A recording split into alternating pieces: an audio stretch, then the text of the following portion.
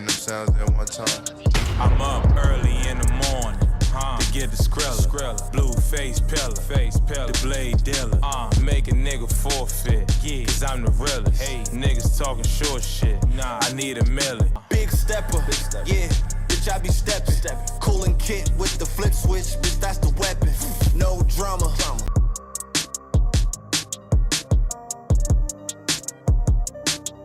Welcome to New York Giants Full Access. This legend bring them sounds at one time. I'm Art, and we got you. And that's it, man. Go purchase Big Pat Sports Talk merch and support the family, man. And welcome to Big Pat Sports Talk. Thank you for your support. JJ McCarthy thing, I'm tired of hearing it. Stop with the JJ McCarthy thing. I'm tired. He's not. His film doesn't say he's a first-round quarterback. His film doesn't say, I need to get rid of all my assets and go draft this guy. Because a lot of what he does doesn't translate. So basically, as you can see, he says the scheme that JJ McCarthy ran at what's going on YouTube, Instagram, Twitter, all platforms. Welcome to another episode of New York Giants Full Access with your boy, Big Pat Sports Talk. And today's subject is Mr. Tiki Barber from WFAN is speaking on JJ McCarthy. Now, according to Tiki Barber, he wants the Giants to stay far away from JJ McCarthy. Definitely don't pick him at 6. And I kind of agree with him because I'm not sold on a JJ McCarthy. But I'm going to let Mr. Tiki Barber explain why he doesn't want any part of JJ McCarthy. And then I'm going to chime in. You know, I'm going to give my take on this whole subject matter. So let's get into it. JJ McCarthy thing, I'm tired of hearing it. Stop with the JJ McCarthy thing. I'm tired. He's not. His film doesn't say he's a first-round quarterback. His film doesn't say, I need to get rid of all my assets and go draft this guy. Because a lot of what he does doesn't translate. So basically, as you can see, he says the scheme that JJ McCarthy ran at Michigan is not conducive to the NFL game. See, what he's saying is that JJ McCarthy didn't throw enough passes. JJ McCarthy was not running a pro-style offense at Michigan. It was basically run, pass, run, some more, pass. That's what the narrative is out there about JJ McCarthy, that he will not be able to run an NFL offense. He won't be able to give you much in the passing game because he didn't have to do that at Michigan, even though he won a championship at Michigan.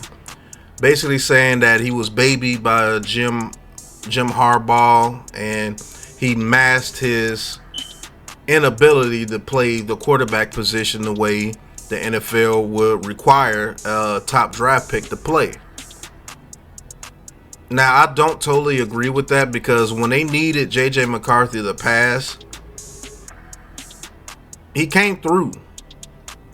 Whether you don't like the way that they ran their offense at Michigan or not, when it came time to pass the ball, JJ McCarthy came through. He did show pretty good arm talent, and he showed that he could put the ball in holes that are pretty small. Pause. So I'm not on the train, the JJ McCarthy can't play quarterback train. All he could do was hand the ball off. I'm not on that train. But I still don't want to draft him at 6 or even trade up for him because I believe we could get ourselves a receiver here in this draft and it'd be much better than the JJ McCarthy. But I'm not on that train that the kid can't play quarterback because he ran the ball at Michigan a whole lot. That train is, I don't like that one because when they asked him to play quarterback, when they asked him to hit Roman Wilson, when they asked him to make the plays to the tight ends, Loveland and I always forget the other tight end's name, but he's pretty good too. When they needed him to throw those passes over the middle, when they needed him to make those clutch passes to receivers that are covered, 9 times out of 10 he came up with an answer for his team, and that's what led them to win the Natty. Barner. That's the other tight end's name, Barner. And then he had Cornelius Johnson. You know, they used Blake Corum and the other running back in the passing game. He really didn't have premium weapons out there at Michigan for him to be trying to throw the ball all over the field like a Caleb Williams, or people love Drake May, or Michael Penix, or Jaden Daniels. He didn't have those receivers. You know, Caleb Williams, he had Brendan Rice, he had McKnight, Marshawn Lloyd. He had some receivers out there. Williams, you know, Bo Nix, he had Troy Franklin, Johnson, number 15, and a plethora of other receivers. You know, Michael Penix had Romo Dunze, McMillan, and Pope. And Jaden Daniels, you know, he had Brian Thomas Jr. and Malik Neighbors, 2 first-round picks on this team. So, and that guy Nix is going to be good. Look out for him next year. I think he's going to explode on the scene. Pause. But he didn't have those weapons. He had Cornelius Johnson, who's considered a 4th to 5th round pick. He had Wilson, who's considered to be a 2nd round pick. He had 2 tight ends. Those guys are slated to be lower round picks. And he had a running game behind him, which they used to their advantage. So I'm not going to jump on that train that this kid can't play quarterback because he handed off the ball a lot. When you look at the way that team played this year, J.J. McCarthy came up with the plays for them to win. He just did. And you can't take that away from him. But let's let Tiki continue.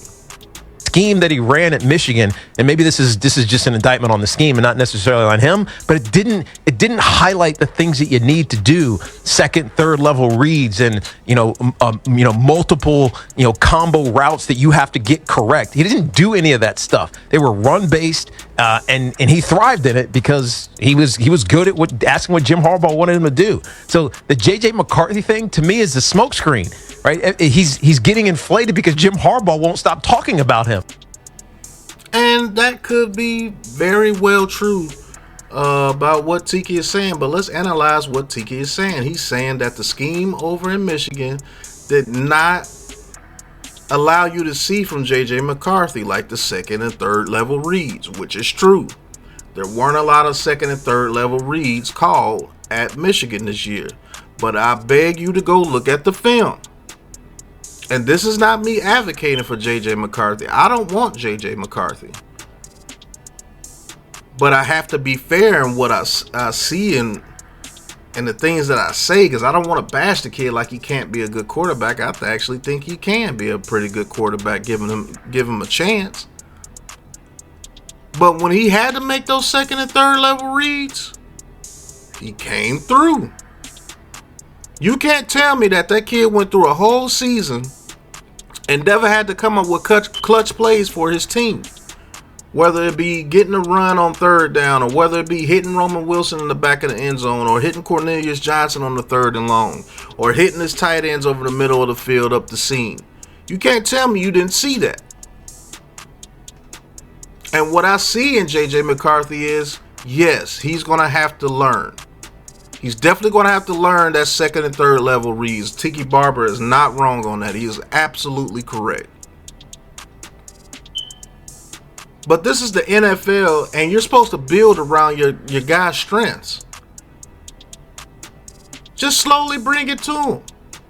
Just slowly bring those level reads to him. Don't try to throw the whole enchilada at him when he first gets on the field for your team, because he's going to be a rookie, and yeah. Have a solid running game for him. And let's see what he can do. Because one of the best things I know about a quarterback that I want in my quarterback is he is clutch and he makes the plays when he needs to make the play for my team. It can be ugly the whole game. But when it came time for Eli Manning to bring it home for us, and Tiki Barber, you know this for a fact. He brought it home. And that's all you can really ask from your quarterback. It's like people want the quarterback to be tops in fantasy points and tops in yards and tops in touchdowns. But they don't see when it really comes to clutch play. That's where greatness is made. Mahomes, extremely clutch. That's why he has all the rings. The second best may be Joe Burrow, but he's always hurt. Who else in the NFL is coming up clutch like that in clutch situations at a hot clip? Josh Allen makes some amazing plays, but when it comes to clutch time to end it, he usually makes a turnover. Same thing with Justin Herbert. We've seen what Jalen Hurts is without his boys. We don't have the clutch quarterbacks that we used to have, like Peyton Manning, Drew Brees, Tom Brady, Aaron Rodgers, Big Ben, Eli. Then went over to Andrew Luck.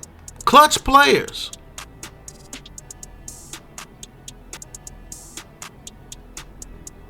All those quarterbacks I named except for Andrew Luck have at least one ring. And we're clutch in that season. So I believe he has one of the biggest clutch genes in this quarterback class, and I don't think it's close. Every time they asked that kid to do what he needed to do for them to win, he came through. So I'm not on the train that J.J. McCarthy can't be a good quarterback. And if we did take him, I would actually be kind of excited because this is a mode of play that Joe Shane and Dabo can form. You know, so do I want J.J. McCarthy at 6 or trade up for him? No.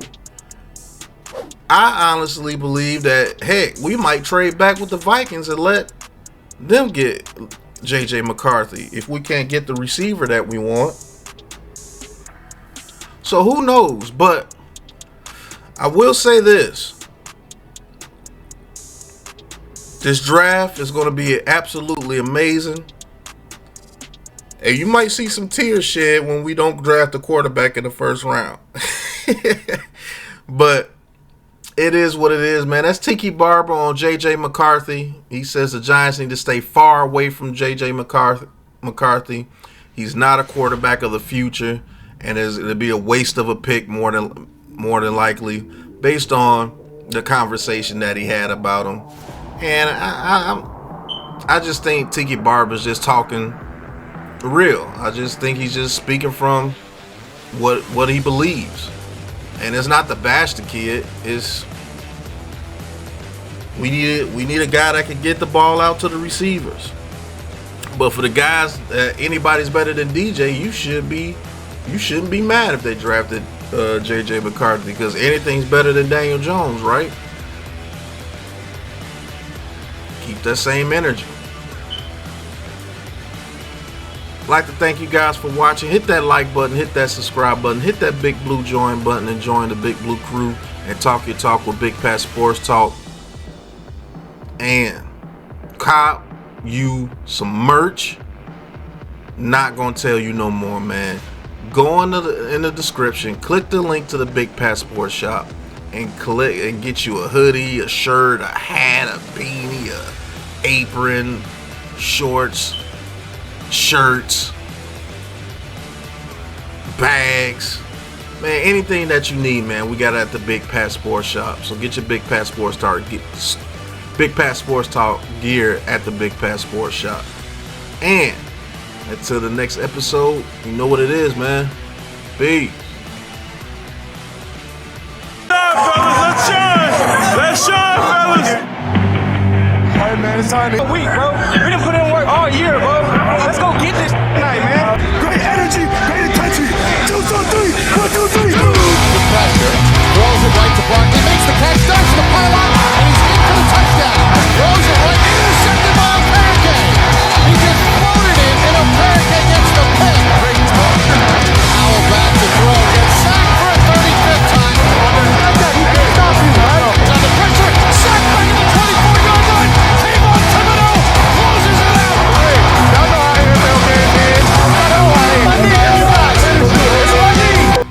Welcome to New York Giants Full Access.